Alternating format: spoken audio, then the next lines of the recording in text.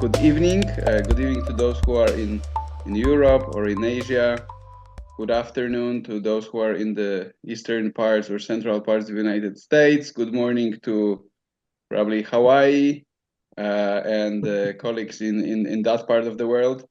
My name is Jacek Spendel. I'm president of Liberty International, and I'm extremely honored to open a webinar, an online session on Digital Nomad Tax Freedom Initiative. And the reason why we have this gathering is that we are now launching, actually today, second annual Digital Nomad Tax Freedom Index, which is the most important part of the initiative. And I have a pleasure to moderate this panel discussion, and we have very distinguished guests, among them Lobo Tigre, who is an investor and also a member of the board of Liberty International, Pavel Luptak, head of Liberation Travel, opportunist, anarcho-capitalist, and strong advocate for freedom. Everybody is for freedom here, of course. Jan Bertram, who is with Free Cities Foundation. And last but not least, Felipe Munizaga, who is head of the research department at Liberty International. A research department is responsible for this index that is being launched today, Digital Nomad Tax Freedom Index, second edition. Without further ado, I just want to tell you a little bit about the structure. So first, we'll hear from Felipe, just a few minutes, kind of introduction to what Liberty International has just produced and the index we are launching. Then we'll have a conversation or panel discussion on digital nomadism, a little bit about the index, about freedom from taxation, that is very important, a noble goal that we want to achieve in our lifetime. Then Felipe will have short, because that's up to 10 minutes, presentation about the index, how we build the index, what are the findings of the index. He will also mention something about the contest, which is a very cool thing, and everybody should stay to hear about this because you can win very, very nice things. Of course, we'll have Q&A session. That will be the last, but maybe the most important part of the gathering tonight. So without further ado, Felipe, the floor is yours. Thank you so much, my president. First, I would like to introduce you the Digital Nomad Tax Freedom Index in no more than 3 minutes. The index is a global ranking that measures how friendly countries are toward digital nomads, people who work remotely while living abroad. It looks at how each country treats digital nomads in terms of taxation, visa policies, and digital procedures. In short, it answers a simple but powerful question. Where in the world can digital nomads live and work with the greatest freedom, clarity, and affordability? So the index is built in 12 carefully selected variables divided into 3 main areas. Later, I will talk about these areas. But the first one is income taxation, is the most important part of the index. The second one is conditions of stay. And the third one is related with process and affordability. I will explain later what it means. I would like to say as well that each country receives a weighted score, combining these indicators to show how welcoming and efficient it is for digital nomads. The digital index started just 1 year ago in 2024 as a pilot project. The first version focused mainly on tax rules, but this edition, 2025, marks a major leap forward. It doubles the number of variables, integrates World Bank and OECD data, and includes cost of living adjustments. In short, it has evolved from a small corporative tool into a full data-driven global index.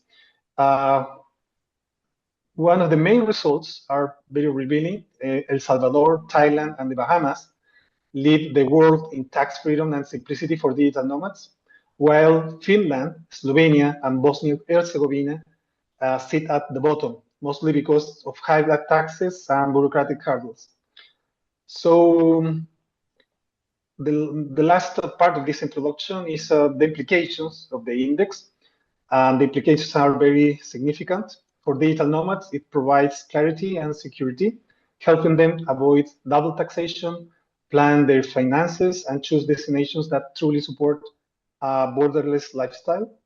And for governments, it's a benchmarking tool showing how competitive and transparent their systems are and encouraging reforms that attract remote professionals who bring investment, knowledge, and innovation. So the index is more than a ranking. It's a window into how countries are adapting to the future of work and where mobility, transparency, and fiscal freedom define opportunity in the digital age. That's so far. Thank you, Felipe. I know you have a presentation where you will show us further how ranking is measured, what are the metrics, and why certain countries are high, where are low. I think you have some example to show us of a country. So that's very, very interesting, and I'm glad you put so much work and your team in your department into this ranking. Thank you. I would like to start the panel discussion, and we have very distinguished, very interesting guests. Jan Bertram is working for Free Cities Foundation, and to me, as a libertarian who tries to be as practical as possible, what Free Cities Foundation is doing, it's really remarkable because they truly live to the idea of implementing freedom in our lifetime, and actually liberty in our lifetime is one of your slogans, right? So you work with various jurisdictions to push towards liberalization, creation of certain jurisdictions, to certain autonomous kind of regions that would enjoy different set of laws, different taxes, and where people and businesses can enjoy more freedom. Jan, do you think initiatives like Digital Nomad Tax Freedom Index can encourage governments in those more freedom-oriented countries to improve governance and become more fair and transparent? I mean, in other words, do you think these kind of indexes can send a healthy message or healthy pressure on governments, so that maybe they will be more willing to create autonomous jurisdictions like the ones that you promote and lobby for? Well, thank you, Jacek. I would say digital nomads are a group that becomes more and more relevant. Like a couple of decades ago, this was not a topic at all, but it's getting traction. And states or even smaller administrative units are always on the look for whom they want to market towards, whom to attract. And I think that digital nomads are a group that gets more and more traction, and therefore becomes more relevant as a target group for municipalities, countries, islands, everyone who seeks to attract people. And yeah, so the index can of course help to kind of self-evaluate where these countries stand in attractiveness. And if they choose to market towards digital nomads, of course, the index can be helpful to identify where there is potential. Thank you so much, Jan. And I have a question to Lobo.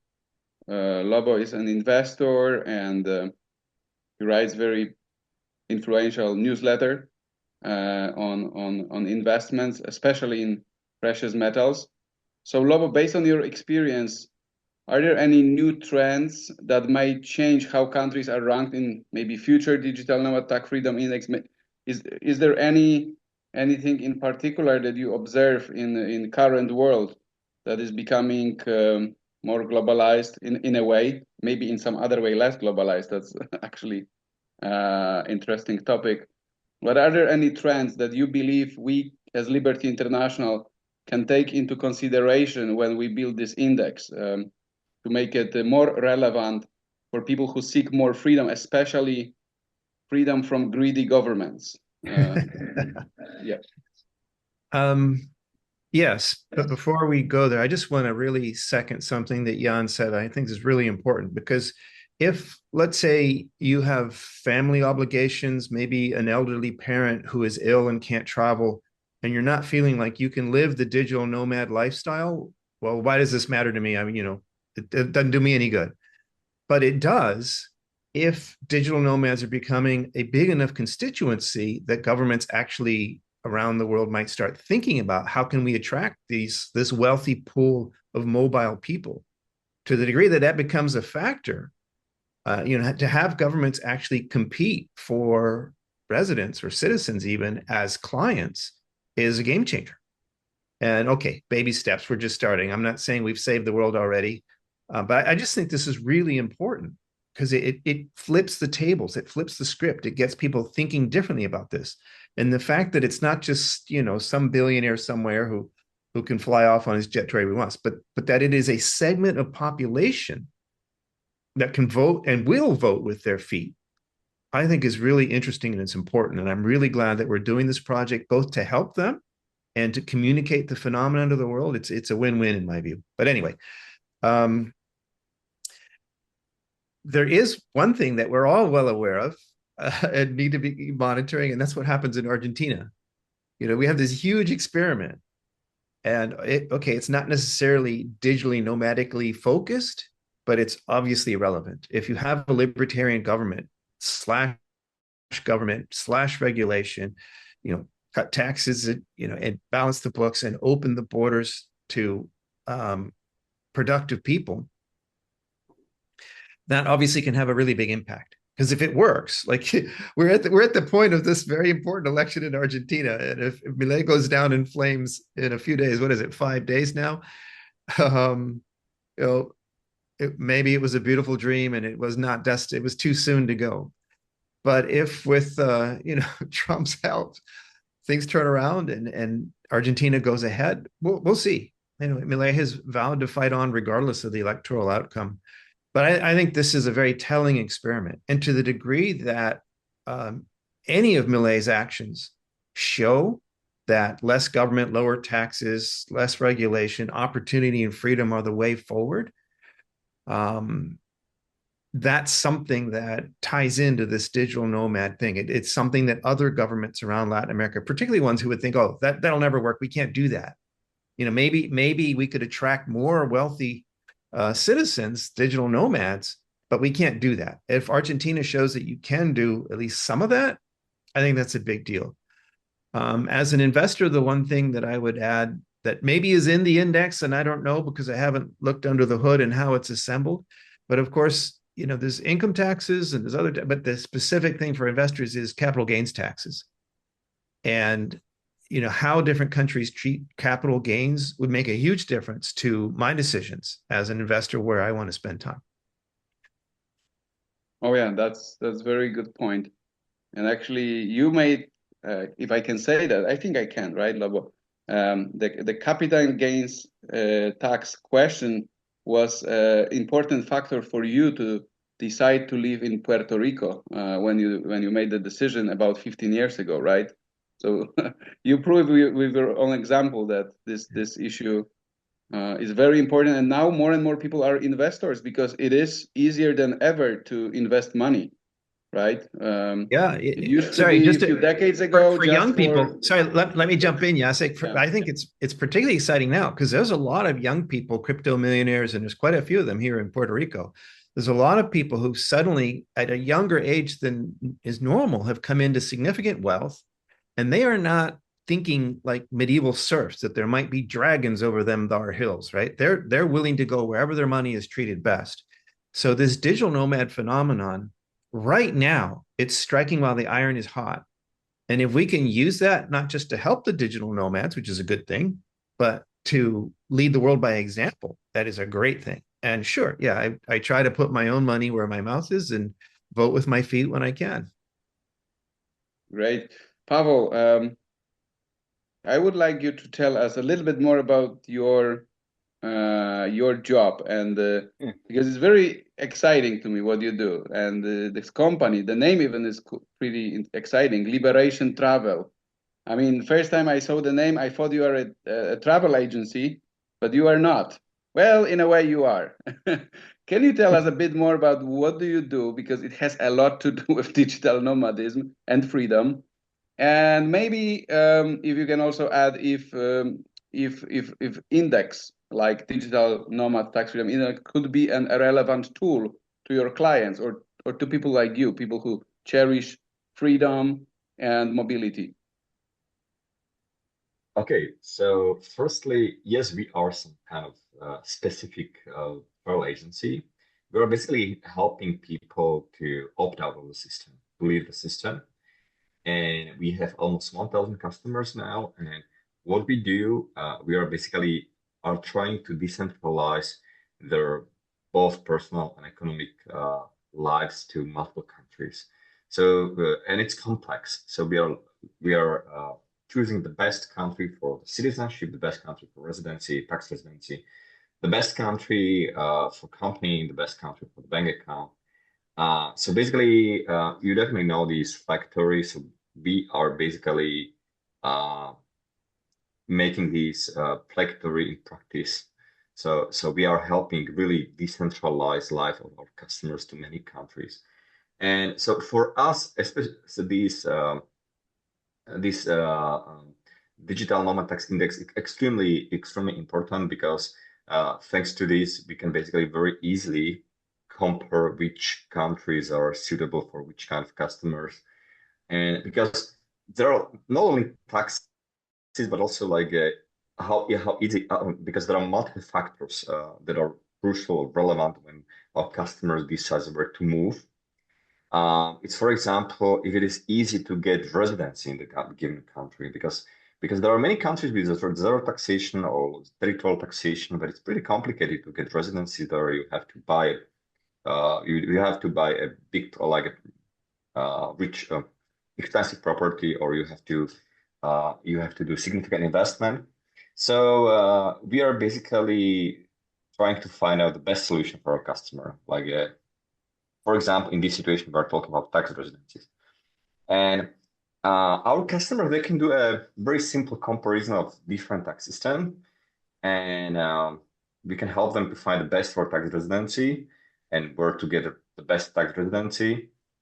And one of the biggest problem for digital nomads is that most countries, they have these 6 months 6 months limit to get tax residency. For example, in the most countries, there are some exceptions, like Switzerland, for example, but in the most countries where you want to be a tax resident, you have to live there majority of the year, I mean, at least 6 months.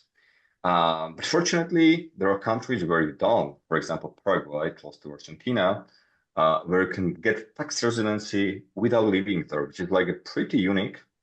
And that's why Paraguay is so like booming now, because it's very popular destination for digital nomads, because you don't need to live anywhere just to have tax residency, because Paraguay is the country where they give you tax residency immediately with no problems, and you don't need to live there, which is pretty unique. And you have like a tax certificate, tax number, and everything.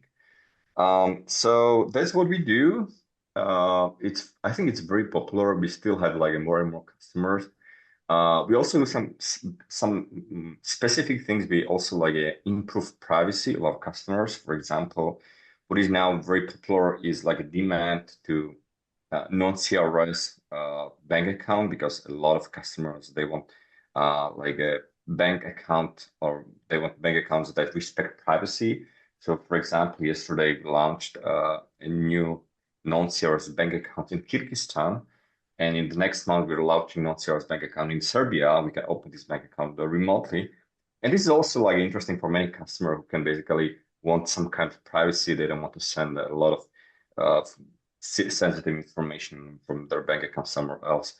So that's also what we do. So we are basically helping people to get residencies in many countries, especially in Latin America, getting non-serial bank account that respect privacy, creating companies in many different countries. Yeah. So that's very shortly all about me. Thank you, Pavel.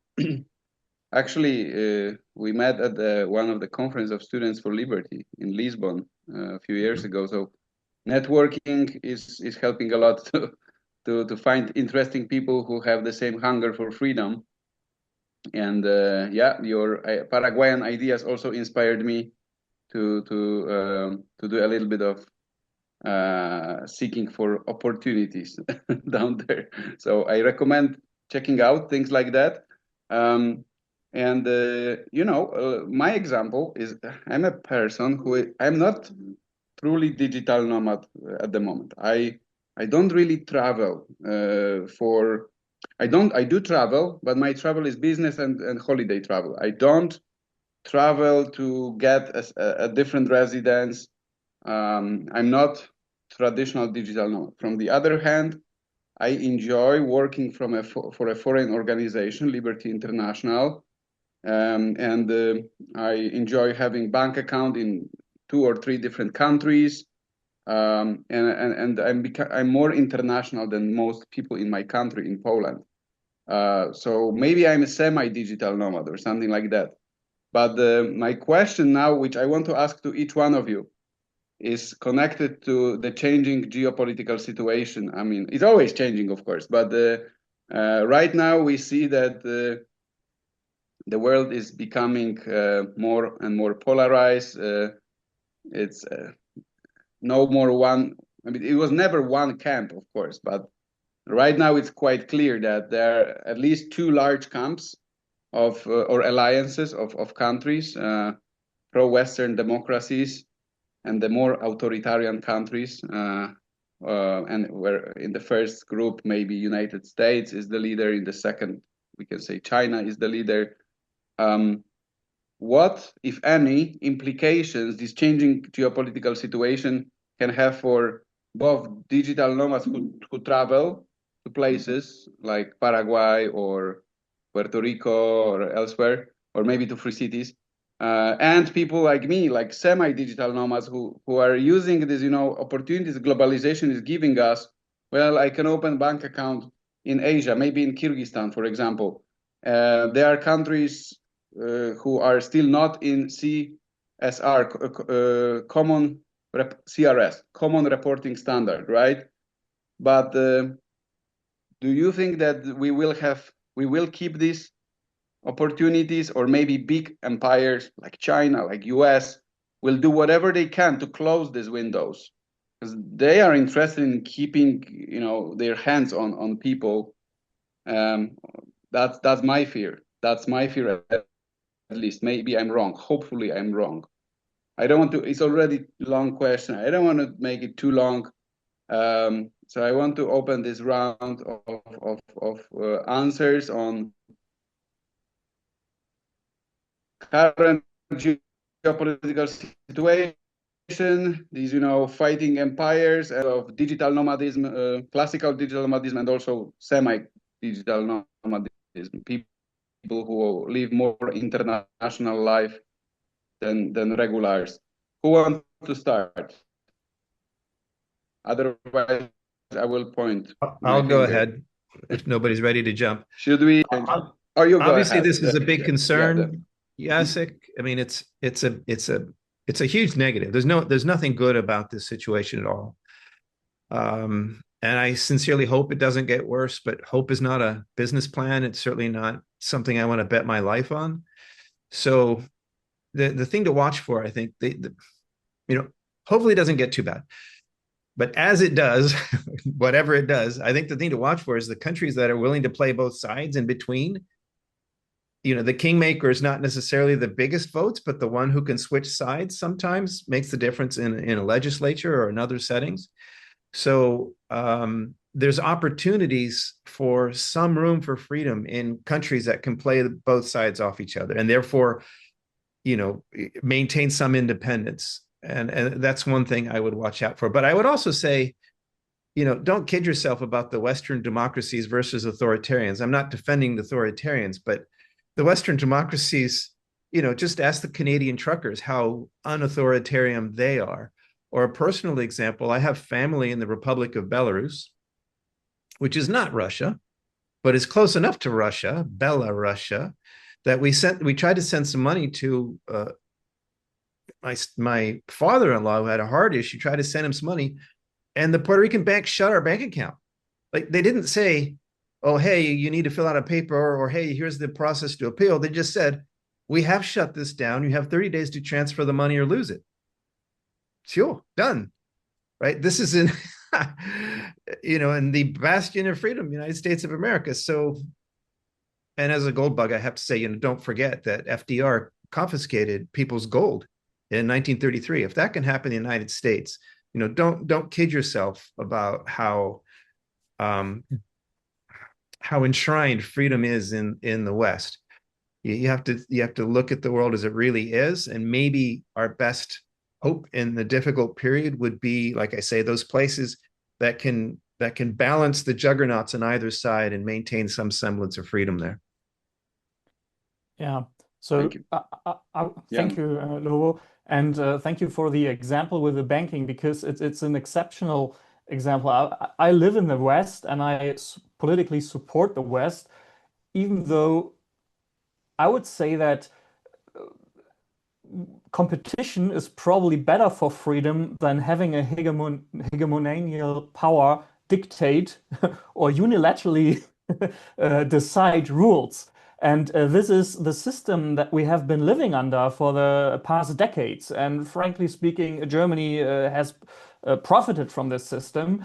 But over the past years, and this is where your banking example comes in very, very practical. I mean, look at all the regulations that come with the financial, how do you want to call it? The financial empire that the US has built. Yeah, I mean, the US doesn't send the military in the first place. In the first place, they're gonna seize your bank accounts, seize your assets, block your trade, and this situation has escalated. If you look at how KYC, that's Know Your Customer, or AML, anti-money laundering legislation, how this has skyrocketed, and how much bureaucracy and regulation and compliance this puts on average people in average places. It is a system that needs some competition. And you don't have to like the competitors, but their names are Russia and China. And if you are being blocked from the SWIFT system, it will be the Chinese and it will be the Russian alternative that offers you to send money regardless of US sanctions. And yeah, you don't have to become an ally of China or of Russia, but for very practical reasons, it is just comfortable to have an alternative to the structures that the West has used and starts, or more and more starts to abuse. Yeah. So I would say the polarizing world that you described, Jacek, it offers a lot of opportunities. It offers the opportunities of competition that has not been there over the past decades. Yeah. Before I switch the voice to Pablo, I want to say that I am puzzled a little bit about this. From one hand, I agree that polarized world, or bipolar at least, it's more competition because that's how it is on the market, right? It's better to have more providers than one, and moreover, the fact that they no more agree on everything in the United Nations or in the World Bank or elsewhere, that's good, right? Because they don't agree on squeezing our freedoms very often.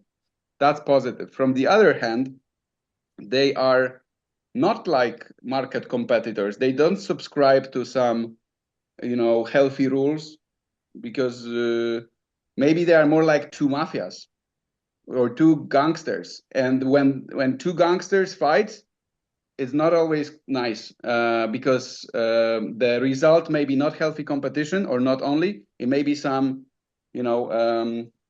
clash, military clash, less individual freedom, and so on and so forth. And if that's the case, then I may say that maybe, just maybe, this unipolar world was slightly better because we worried less about the military conflict, being spied or going to army, having borders closed. I see basically pros and cons. I see pros and cons because they are not market competitors. Because there is nothing, there's no common denominator anymore for them. That's my worriness. But I would love to hear from Pavel. What's his take on this? Okay, so what I'm trying to do, and what I recommend to all our customers, is just to be immune against any decisions of politician or any election. So basically, it doesn't matter like what kind of government is elected in any country. Just be flexible. So like easily change residency or bank account somewhere else. So basically, we are basically trying to be redundant, and it doesn't matter like what change or like because this is the situation changing over time. So the goal is just to be as much as flexible, and the best situation is if your life doesn't depend on the decision of politician. But now I'd like to open a very sensitive topic, and this topic is conscription or mobilization, or like a mandatory mobilization, which is like a big issue. I call it like modern slavery in 21st century, because almost every country, even Western society, has conscription. So for example, now we have like many customers, especially from Ukraine, for example, who don't want to fight. And also customer from Poland, for example, Slovakia, who are basically who are afraid they will be like sent to the army and they will go and fight. So for example, now all these people they're looking for some plan B, for example, Prague or some Latin American country. And also, for example, in case of what happened, I would like to point out one really negative things that Ukraine government did to their like citizens 1 year ago. What they did, they basically closed like embassy services for their citizens out of Ukraine. So, for example, if you're a Ukrainian citizen living out of Ukraine and your passport expires, you cannot renew your passport remotely, like any one of us, we can do that. But as you are a Ukrainian citizen and your passport expires, you have to come back to Ukraine, and it's very likely that you will be sent automatically to the to the front, and you will go and so basically that now we can see that basically Ukrainian citizens are blackmailed by their government, and now we can see extreme need of second citizenship, because if you don't have second citizenship, your passport expires, you immediately becomes basically in a victim of your government, and you are basically sent to the war. So now we can see that new second citizenship in case of Ukrainians can save their lives, and this is happening, and that's the happening why, for example, we help them to get like a second citizenship in Caribbean countries or in Argentina or some other countries. So now we can see that just this virtual concept like citizenship, nationality, residency can literally help can save your life, and it's happening because people. I'm from Slovakia originally. We are basically we have like a border as Poland with Ukraine. And I can see that a lot of my friends they basically just have fear, and of course some of them they're willing to fight against Russian, but many of them not, and they just want to survive and they want to live with their families and live somewhere at some safe place. So this is like what is just happening, and you should know it. And these like good passport, good citizenship can help you a lot, can save your life.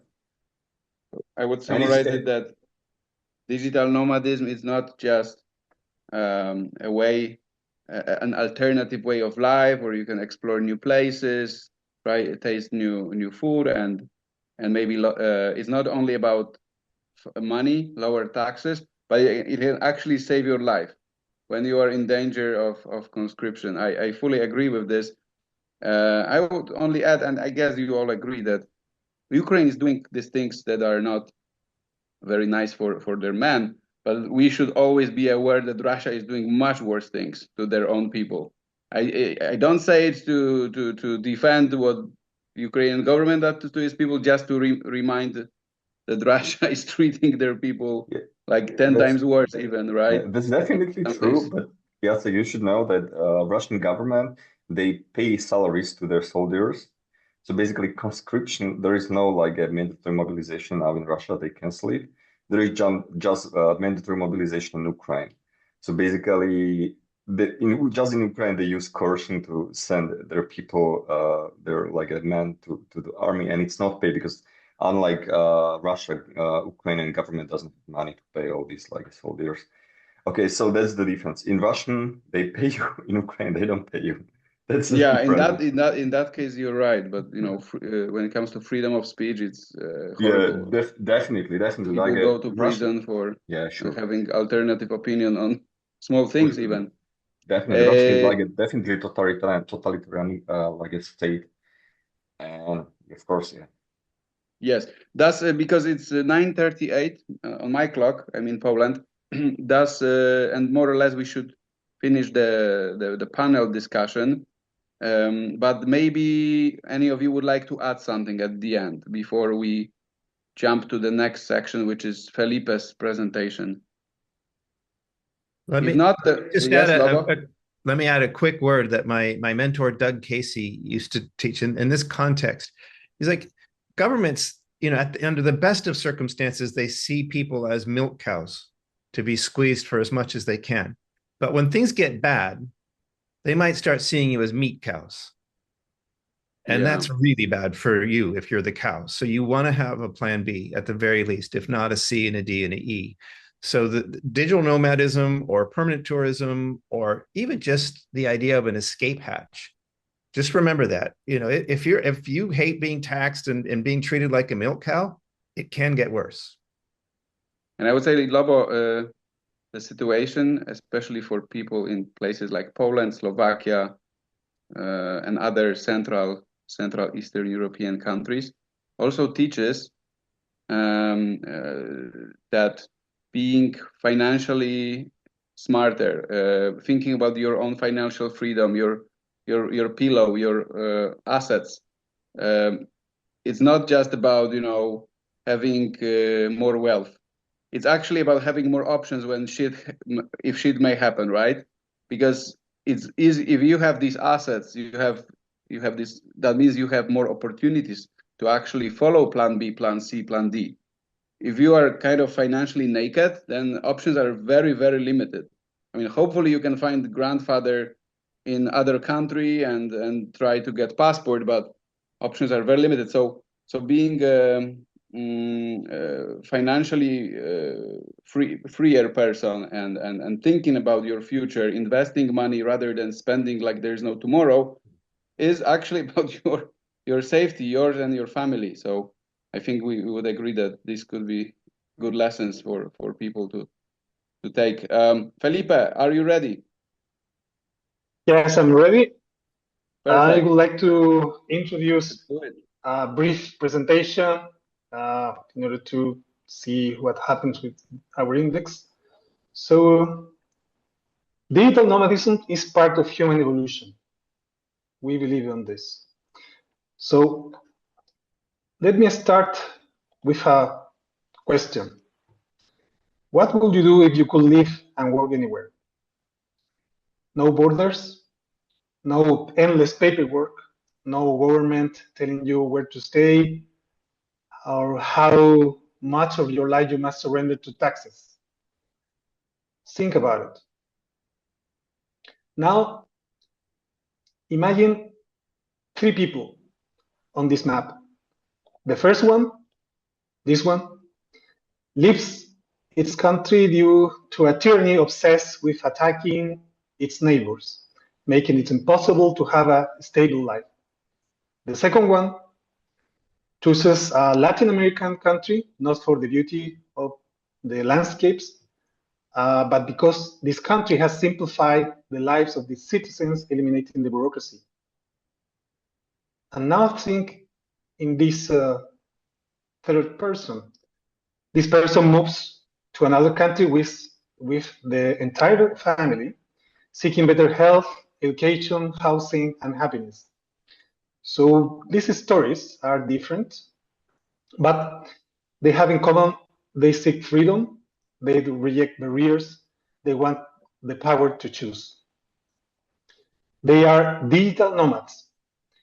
They are citizens of the world without borders. They remind us that true wealth lies not in what governments grant, but in the choices individuals make for themselves. And most important, and this is why our index exists, it's not just as data, but as a compass. It reduces uncertainty, breaks down barriers, and empowers digital nomads to chart a new map of life, of opportunity, and liberty as well. So what's inside the index? We divide the index in three main parts. The first one is income taxation, 45% of the weight. The second part is 35%, conditions of stay. And the last one is 20%, is related with the process. So very briefly, you can see the final report related with the index. So we divide this first one in income tax exemption, territorial tax system, imposition of tax residency after 183 days, and average income. The second one is divided in remote work legally recognized, open to all countries, work sector restriction, average stay in months, permanent residency, eligibility, and health insurance required. And the last one, it involves two factors, fully digital and purchasing power parities. The process, we think that matters because freedom delayed is freedom denied. The easier to apply, the closer we are to a borderless world, we think. So after months of research and data analysis, we built a global ranking of 74 countries, each scored on a 0 to 100 scale. And this ranking allows digital nomads to compare, to evaluate, and choose not based on slogans or assumptions, but on transparent, measurable data. Here you can see the global map of our index. The green countries represent the most favorable environments for digital nomads, those with freedom-oriented tax system, open mobility, and simple digital process. As the colors shift toward yellow, orange, and red, freedom decreases, reflecting high taxes, excessive regulation, and rigid migration systems. And about the ranking, our best 10 countries, the first one is El Salvador, the second, Thailand, then Bahamas, Barbados, Curacao, Costa Rica, Argentina, United Arab Emirates, New Zealand, and Anguilla.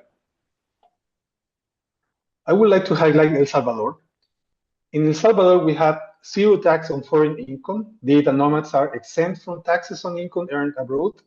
Favorable visa policy, the country offers an attractive digital nomad visa for up to 2 years. Very low cost of living, and affordable housing, food, and services compared to most destinations. Low bureaucracy, few administrative requirements make it easy to settle and work remotely. So El Salvador this year is the winner. On the other hand, we have the last 10 countries in our index, with Finland in the bottom, then Bosnia and Herzegovina, Slovenia, Israel, Turkey, Denmark, Luxembourg, Mexico, Spain, and Belgium. I would like to highlight Finland. And it's very important to say that, but despite these strong institutions of high economic freedom, this country performs poorly in the variables measured by this index, mostly related with high taxation. Finland has a high tax burden. Foreign earned income is subject to one of the highest tax rates in the world. Finland has an expensive living cost. Housing, food, and services are significantly more costly than the global average. Limited visa attractiveness. The digital nomad visa is restrictive and less competitive compared to other countries. Complex bureaucracy. Numerous administrative requirements make relocation and compliance difficult. So Finland is in the bottom in our index. Last but not least, let's conclude with 4 essential takeaways. First, our index is a tool of empowerment. We think that the index is not just an academic exercise, it's information tool. It reduces information asymmetry and helps individuals make better, freer decisions. The second, the right to choose. The index defends every person's right to decide where to live, how to work, and what future to build. 3, freedom of movement. It promotes the free movement of people against unnecessary borders and excessive taxation because human creativity knows no frontier. And the last one is a call for liberty. Beyond numbers, the index is a call to expand human freedom across the world, to make mobility a universal right, and to remind us that progress begins where control ends. But one of the most important parts, there is more. We have an international contest related with digital nomadism. And the contest is named, How Did Digital Nomadism Change My Life? In this contest, you can share your story in a 60-second video about how the digital nomad lifestyle transformed your work, identity, or worldview. And we have 2 awards. The first one is Digital Nomad Pioneer Award. We include a flight up to $1,000 plus conference ticket to our next Liberty International World Conference in Kathmandu, Nepal, plus participation in a panel discussion. And the second award is Young Digital Nomad Award for people under 30 years old. That includes a flight up to $700 plus conference ticket plus participation in a panel discussion. The deadline to apply is January 30, 2026. So you need to participate, spread the idea, spread the contest, and thank you so much for having me here.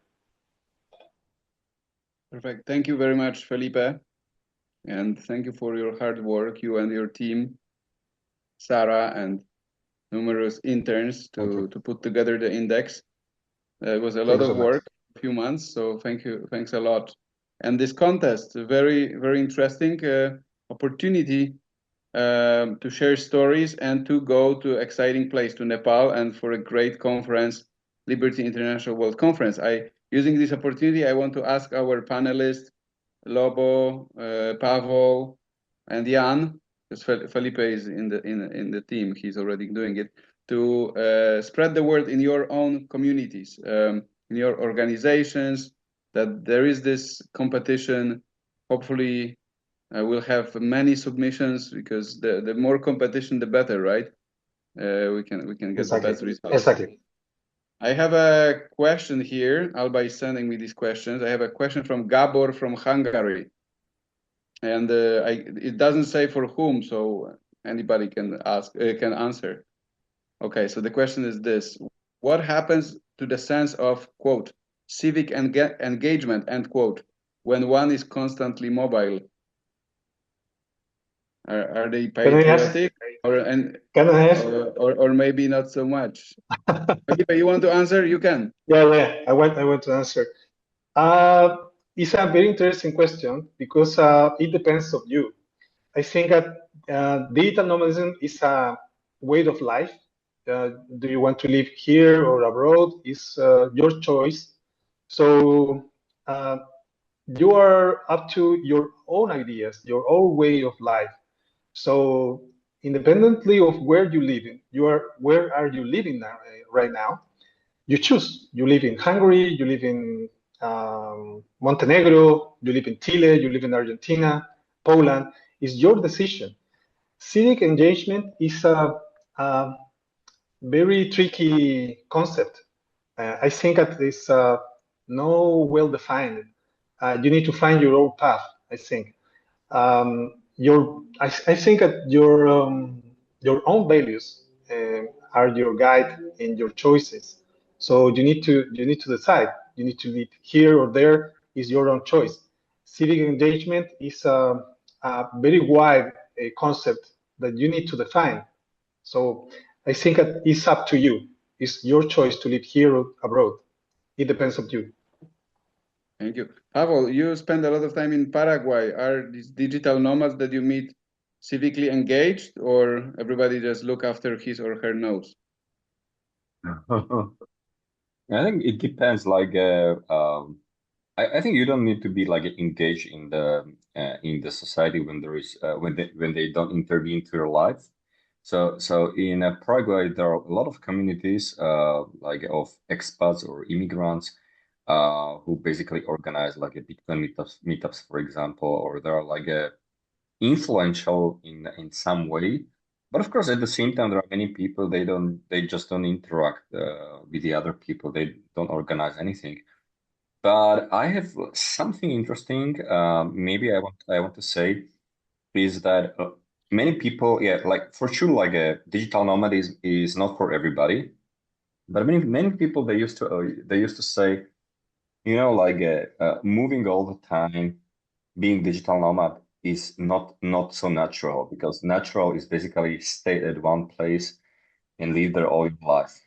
And I would point out, I want to say you that it's not true, because we basically we are stuck this like a human population at one place just during the last 40,000 years, thanks to agricultural revolution. But most of our time, like a Homo sapiens, we were like a hunter, and we are moving all the time. So when you are just asking me that what is natural for for us like a Homo sapiens, I think like moving all the time, like digital nomadism is like more natural than staying at one place all your life. What I think we are like digital nomads is basically like a new version of like a hunters. I think we are basically uh, moving not just because we want to explore the world, we want to live fully life. Yeah, but so it's some way we are coming back to our origins. Very interesting take on this. You can say digital nomadism is in a way conservative, From this point of view, conserving yeah, old way of living, right? Yeah. Like historically, we didn't have like borders. Like, even in Europe, for example, we were moving freely, you know, all the time. There was like a lack of food somewhere, we moved somewhere else. No, like no borders, no customs checks, nothing. You know, like we were like moving all the time, looking for a better life. And these digital nomads, they do the same. They are moving because they are looking for a better life. That's all. I have a question from Federico. Federico is from Uruguay, and this question is to Jan Bertram. Jan, do you see digital nomads as a key demographic that could accelerate the rise of free cities by voting with their feet and choosing jurisdiction ranked highly in such an index as Digital Nomad Tax Freedom Index?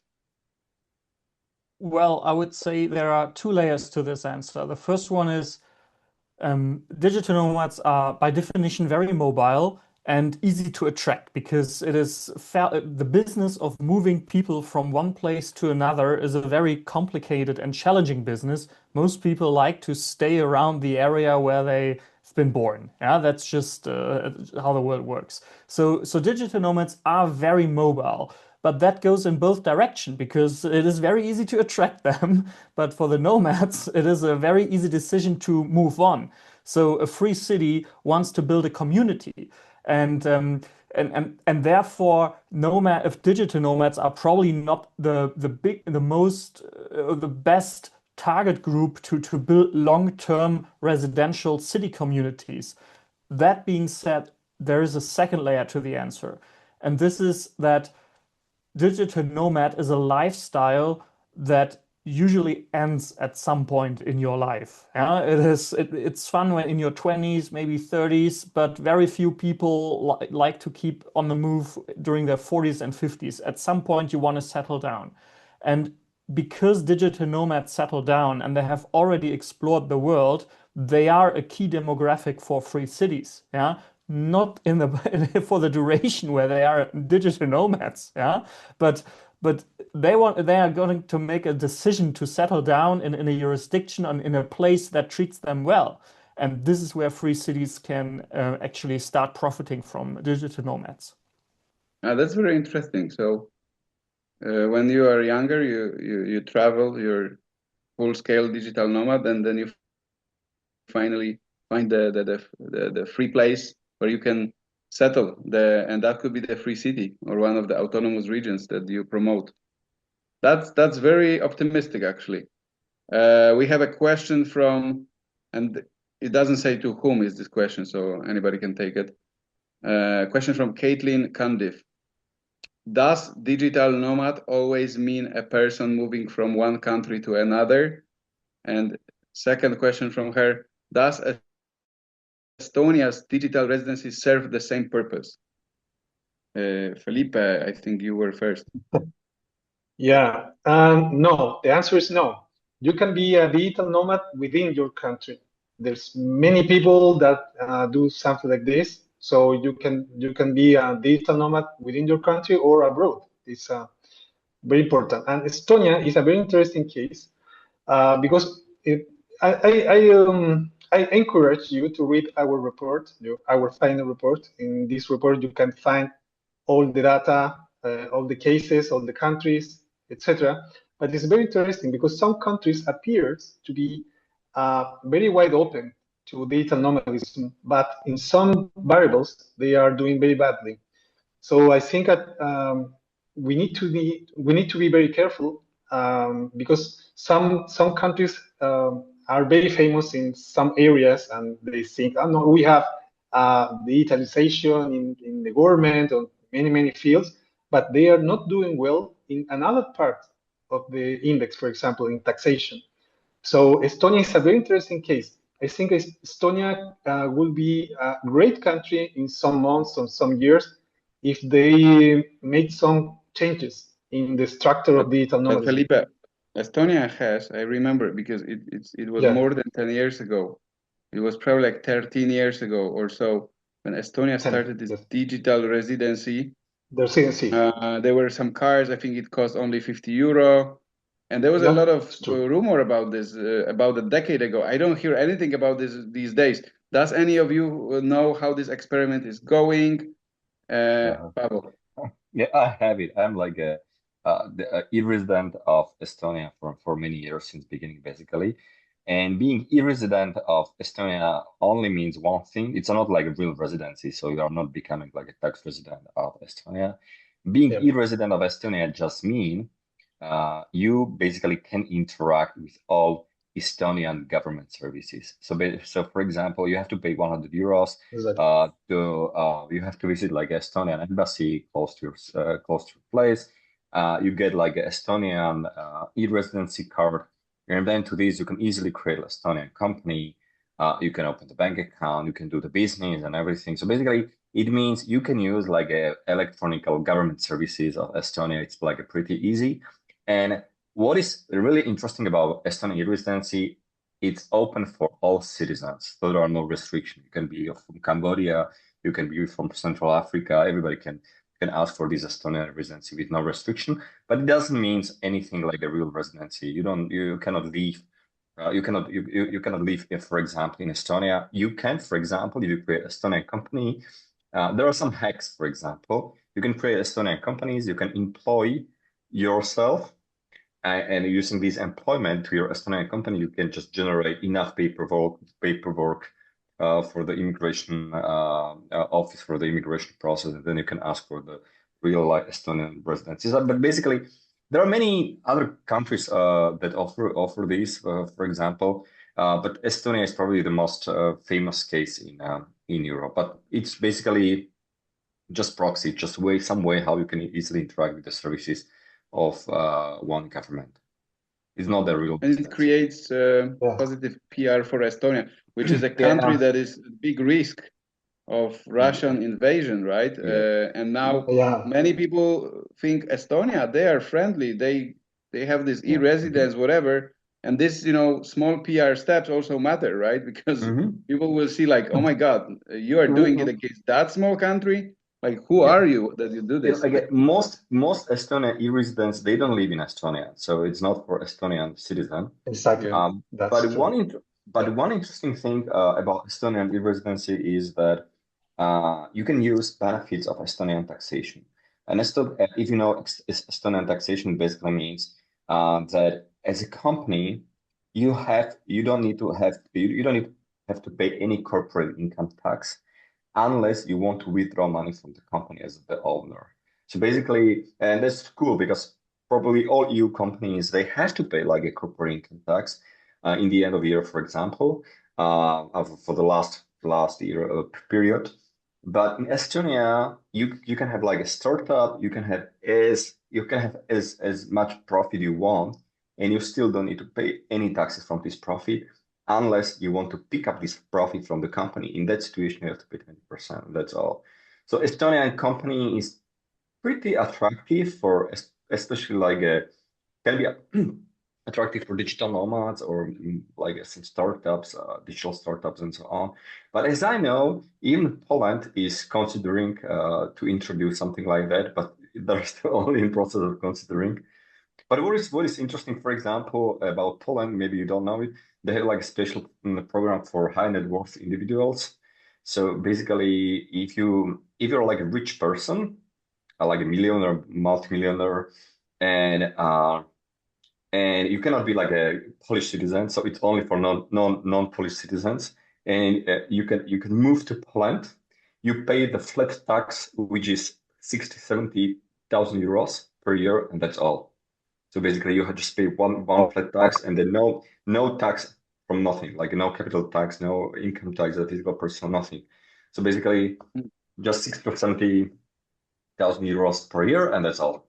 So like Poland is basically, for what I can recommend you, if you're like a multi-millionaire, Poland is now probably So, the best. I can denounce my Polish citizenship first and Yeah, become less vulnerable for military conscription.